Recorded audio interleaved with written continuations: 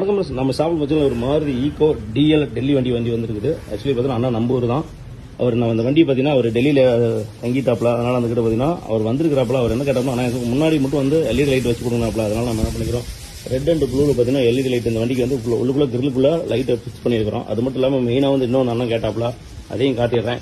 இன்னைக்கு ட்ரெண்டிங்கில் இருக்கிற நம்ம தமிழக வெற்றி கழகம் விஜய் சார் அண்ணன் அவர்களோட இது பார்த்தீங்கன்னா அழகு போல் வந்து முன்னாடி ஃபிக்ஸ் பண்ணியிருக்குது. இவர் அவரோட தீவிர வந்து ரசிகராக இருப்பார் போல. அதனால அண்ணன் சொன்ன அப்பா வச்சு விட்டாச்சு. அது மட்டும் இல்லாமல் இன்னொன்று பார்த்தீங்கன்னா இந்த இடத்துலையும் பார்த்தீங்கன்னா டோர் ஓப்பனில் வந்து அழகு போல் வந்து உள்ளுக்குள்ள லைட் ஸ்விட்ச் பண்ணிக்குது. ஆனால் வந்து இந்த சீட்டில் உட்காரங்களுக்கு கம்ஃபர்டபுளாக வந்து உள்ளுக்குள்ள ஏறும்போது இரு டைமில் வந்து கால் வைக்கும்போது இட வச்சு தெரியணும் உள்ளுக்குள்ள என்ன இருக்குதுன்னு.